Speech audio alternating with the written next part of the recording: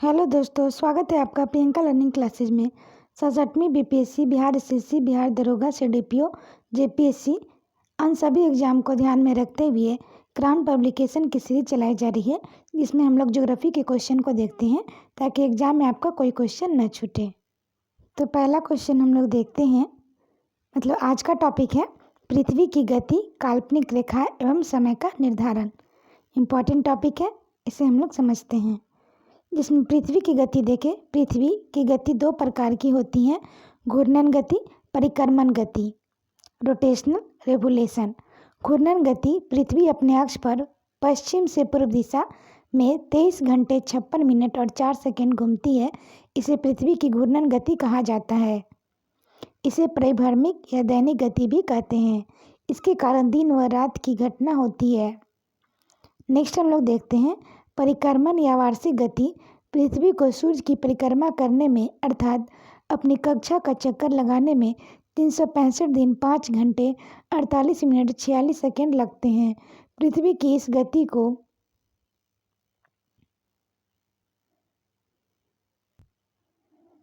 परिक्रमण गति कहते हैं। इस गति के कारण ऋतु परिवर्तन होते हैं।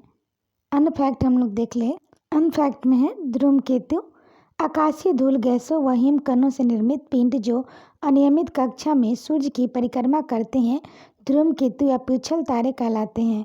समानतः यह पूंछ रहित होते हैं, किंतु जैसे ही वे सूर्य के निकट आते हैं सूर्य की गर्मी के कारण इनकी बाहरी परत पिघलकर गैसों में परिवर्तित हो जाती है और चमकीली पूंछ के समान दिखाई देती हैं। सर्वाधिक प्रसिद्ध धूमकेतु हेली हैं, जिसका आवर्तकाल 76 वर्ष है। 1994 में सुमे कार्लेबी 9 बृहस्पति से टकराया था। टेम्पल 1, हेलबॉप एक ही कुछ अन्य प्रमुख धूमकेतु हैं। नेक्स्ट हम लोग देखते हैं उल्का एवं उल्का पिंड के बारे में। उल्का धूल एवं गैस से निर्मित लघु पिंड है जो पृथ्वी के गुरुत्वाकर्षण के कारण पृथ्वी की ओर आते हैं और वायुमंडलीय घर्षण के कारण जल कर नष्ट हो जाते हैं। जो पिंड पूर्णतः नष्ट नहीं होते, चट्टानों के रूप में पृथ्वी पर गिरते हैं। इसे उल्कास्म शूटिंग स्टार कहते हैं। बड़े उल्कास्मों में उल्का पिंड कहते हैं।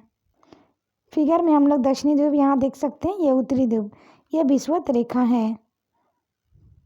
नेक्स्ट हम लोग देखते हैं नत अक्ष। पृथ्वी जिस अक्ष या धुरी पर घूमती है वो अपने अक्ष तल के साथ 66 डिग्री का कोण बनाता है और पृथ्वी इस तल पर लंबवत रेखा 23.5 डिग्री झुकी रहती है। इसके कारण दिन रात की लंबाई में अंतर उत्पन्न होता है, मौसम में परिवर्तन होता है, वर्ष के विभिन्न समयों में परिवर्तन आता है, जिसमें हम लोग देख सकते हैं। नेक्स्ट है पृथ्वी से सूर्य की दूरी। पृथ्वी दीर्घवृत्ताकार पथ पर सूर्य की परिक्रमा करती है, जिसके कारण सूर्य से इसकी दूरी बदलती रहती है। पृथ्वी और सूर्य के मध्य दूरी को दो स्थितियां हैं, पहला अपसौर, दूसरा उपसौर। अपसौर जब पृथ्वी और सूर्य के मध्य अधिकतम दूरी पाई जाती है तो उसे अपसौर की स्थिति या सूर्योच्च कहते हैं।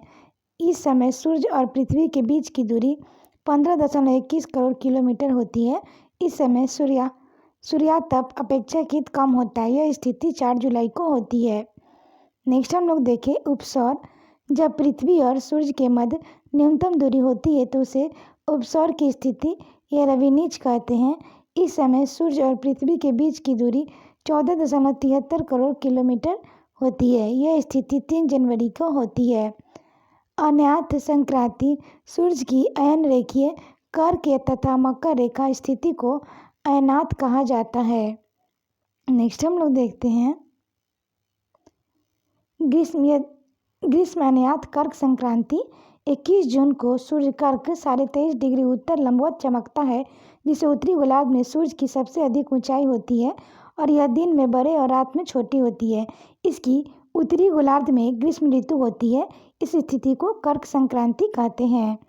नेक्स्ट हम लोग देखते हैं इसी समय दक्षिणी गोलार्ध में विपरीत स्थिति रहती है, जहां सूर्य तिरछा चमकता है, जिससे यहाँ रातें बड़ी और दिन छोटे होते हैं। गर्मी कम होने से शीत ऋतु होती है। नेक्स्ट है शीत अयनात मकर संक्रांति। 22 दिसंबर को दक्षिणी गोलार्ध सूर्य से सम्मुख रहता है, जिससे सूर्य मकर रेखा 23.5 डिग्री दक्षिण पर लंबवत रहता है, जिससे यहाँ ग्रीष्म ऋतु रहती है। इस स्थिति को मकर संक्रांति कहा जाता है। इस समय उत्तर गोलार्ध में सूर्य तिरछा चमकता है, जिससे दिन छोटे व रात बड़ी होती हैं और गर्मी कम होने के कारण शीत ऋतु रहती हैं। नेक्स्ट है विषुव। 21 मार्च 23 सितंबर को सूर्य भूमध्य रेखा का लंबवत चमकता है। इस समय समस्त अक्षांश रेखाओं का आधा भाग प्रकाश में रहता है, जिससे सभी जगह दिन रात बराबर होते हैं। दोनों गोलार्धों में दिन रात बराबर रहने की स्थिति को विषुव अथवा दिन रात कहा जाता है। 21 मार्च वाली स्थिति को वसंत विषुव और 23 सितंबर वाली स्थिति को शरद विषुव कहा जाता है, जैसा कि हम लोग पिक्चर में देख सकते हैं, दिया हुआ है। नेक्स्ट फैक्ट हम लोग देखते हैं। नॉर्वे को अर्धरात्रि का सूर्य का प्रदेश लैंड ऑफ मिडनाइट सन कहा जाता है। दिन की अवधि ड्यूरेशन ऑफ डे 21 मार्च से 23 सितंबर की अवधि में उत्तरी गोलार्ध में सूर्य का प्रकाश 12 घंटे से अधिक तक रहता है, जिससे दिन बड़े रात छोटी होती है। उत्तरी ध्रुव पर दिन की अवधि 6 महीने की होती है। नेक्स्ट हम लोग देखते हैं 23 सितंबर 21 मार्च की अवधि में सूर्य का प्रकाश दक्षिणी गोलार्ध में 12 घंटे तथा उससे अधिक समय तक रहता है, जिससे वहाँ दिन बड़े व रात छोटी होती है। दक्षिणी ध्रुव पर दिन की अवधि 6 महीने की होती हैं। नेक्स्ट हम लोग देखते हैं ग्रहण के बारे में। तो सूर्य ग्रहण पृथ्वी द्वारा सूर्य की तथा चंद्रमा द्वारा पृथ्वी की परिक्रमा के दौरान जब सूर्य, चंद्रमा तथा पृथ्वी क्रमशः एक सीधी रेखा में आ जाते हैं तो सूर्य ग्रहण होता है। यह स्थिति अमावस्या को होती है, किंतु चंद्रमा में झुकाव के कारण प्रत्येक अमावस्या के दिन सूर्य ग्रहण नहीं लगता। नेक्स्ट हम लोग देखते हैं चंद्र ग्रहण। जब पृथ्वी चंद्रमा और सूर्य के बीच आ जाती है तो इस स्थिति को चंद्र ग्रहण कहा जाता है। चंद्र ग्रहण पूर्णिमा को होता है, परंतु प्रत्येक पूर्णिमा को नहीं लगता, क्योंकि चंद्रमा पृथ्वी और सूर्य के मुकाबले प्रत्येक पूर्णिमा को उसी स्थिति में नहीं होता है, जिसका हम लोग पिक्चर के माध्यम से देख सकते हैं। सूर्य है, चंद्रमा है, पृथ्वी की प्रतिछाया बनती है। नेक्स्ट हम लोग देखते हैं पृथ्वी की काल्पनिक रेखाएं। अक्षांश पृथ्वी की सतह पर विषुवत रेखा के उत्तर या दक्षिण में एक यामोत्तर पर पृथ्वी के केंद्र से किसी भी बिंदु पर मापी गई कोणीय दूरी को अक्षांश कहते हैं। इसे अंशों मिनटों एवं सेकेंडों में दर्शाया जाता है। विषुवत वृत्त को 0 डिग्री अक्षांश कहते हैं और यह पृथ्वी को अक्षांशीय दृष्टिकोण से 2 बराबर भागों में बांटता है। विषुवत वृत्त के उत्तर में 90 डिग्री के अक्षांशीय विस्तार को उत्तरी गोलार्ध तथा विषुवत वृत्त के दक्षिण में 90 डिग्री के अक्षांशीय विस्तार को दक्षिणी गोलार्ध कहते हैं। अक्षांश रेखा की विशेषता, ये पूर्व से पश्चिम दिशा में खींची जाती है। इसका महत्व किसी स्थान की स्थिति बतलाने में है। नेक्स्ट है भूमध्य रेखा से ध्रुवों की ओर अक्षांश रेखा की लंबाई कम हो जाती है। नेक्स्ट फैक्ट है किन्हीं दो अक्षांश रेखाओं के बीच की दूरी समान होती है, 111.13 किलोमीटर होती है। अक्षांश की कुल संख्या 181 है। नेक्स्ट है भूमध्य रेखा सबसे बड़ी अक्षांश रेखा है, जिसे बृहद वृत्त ग्रेट सर्किल भी कहा जाता है। किन्हीं दो अक्षांश रेखाओं के बीच के क्षेत्र कटिबंध जोन कहते हैं। नेक्स्ट हम लोग देखते हैं 23.5 डिग्री उत्तरी अक्षांश रेखा को कर्क रेखा तथा 23.5 डिग्री दक्षिणी अक्षांश रेखा को मकर रेखा कहा जाता है। देशांतर के बारे में देखें तो किसी भी स्थान की प्रधान यामोत्तर से पूर्व या पश्चिम की कोणीय दूरी देशांतर कहलाती हैं। देशांतर रेखा की विशेषता हम लोग देखें, 0 डिग्री देशांतर को प्रधान यामोत्तर माना गया है, जो लंदन के पास ग्रीनविच वेधशाला से गुजरती है, इसलिए इसे ग्रीनविच रेखा भी कहते हैं। नेक्स्ट फैक्ट है 0 डिग्री के दोनों ओर 180 डिग्री तक देशांतर रेखा पाई जाती हैं, जो कुल मिलाकर 360 डिग्री है। नेक्स्ट है सभी देशांतर रेखाओं की लंबाई समान होती है तथा सभी देशांतर रेखाएं पृथ्वी के 2 बराबर भागों में बांटती है, इसलिए सभी देशांतर रेखाओं को महान वृत्त कहा जाता है। नेक्स्ट हम लोग देखते हैं सभी देशांतर रेखाएं ध्रुव पर मिलती हैं, अर्थात इन रेखाओं को उत्तर दक्षिण दिशा में खींचा जाता है। नेक्स्ट है भूमध्य रेखा पर देशांतर रेखाओं के बीच की दूरी अधिकतम होती है, जो 111.32 किलोमीटर है। यह दूरी ध्रुवों पर कम हो जाती है। नेक्स्ट है दो देशांतर रेखाओं के बीच की दूरी को गोरे कहा जाता है। नेक्स्ट है पृथ्वी 24 घंटे में अपने अक्ष पर 360 डिग्री घूमती है, अर्थात 1 डिग्री दूरी तय करने में पृथ्वी को 4 मिनट का समय लगता है। नेक्स्ट है, इसका उपयोग किसी स्थान की स्थिति एवं समय दोनों के निर्धारण के लिए किया जाता है। नेक्स्ट हम लोग देखते हैं समय का निर्धारण कैसे होता है। तो समय का निर्धारण दो प्रकार से किया जाता है, एक स्थानीय समय, एक प्रामाणिक समय। स्थानीय समय लोकल टाइम किसी स्थान के स्थानीय समय वह समय है जिसका निर्धारण सूर्य की स्थिति के आधार पर किया जा सकता है।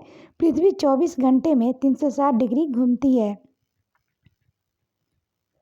अर्थात 1 घंटे में देशांतर के 360 डिग्री भागा 15 डिग्री अंश होता है। सूर्य के ठीक सामने में होकर जाते हैं, अर्थात अंश देशांतर के अंत के लिए स्थानीय समय में 4 मिनट का अंतर होता है। पृथ्वी पश्चिम से पूर्व की ओर घूमती है, इसलिए पूर्व की ओर प्रत्येक 1 डिग्री देशांतर बढ़ने पर समय 4 मिनट बढ़ जाता है और इसी तरह पश्चिम जाने पर 1 डिग्री देशांतर पर समय 4 मिनट घट जाता है। नेक्स्ट हम लोग देखते हैं, पश्चिम की ओर जाने पर ऋणात्मक है, पूर्व की ओर जाने पर धनात्मक जोर हो जाता है। प्रामाणिक या मानक समय का टाइम है। नेक्स्ट फैक्ट हम लोग देखते हैं, किसी देश की प्रामाणिक समय वह समय है जो उस देश के केंद्रीय देशांतर रेखा के आधार पर निर्धारित किया जाता है। नेक्स्ट है, भारत में 82.5 डिग्री पूर्वी देशांतर रेखा केंद्रीय देशांतर रेखा है जो नैनी इलाहाबाद से गुजरती है। इसके आधार पर भारत का समय ग्रीनविच समय GMT से 5 घंटे 30 मिनट आगे है। नेक्स्ट हम लोग देखते हैं समय जोन के बारे में। टाइम जोन विश्व को 24 समय जोन में विभाजित किया गया है।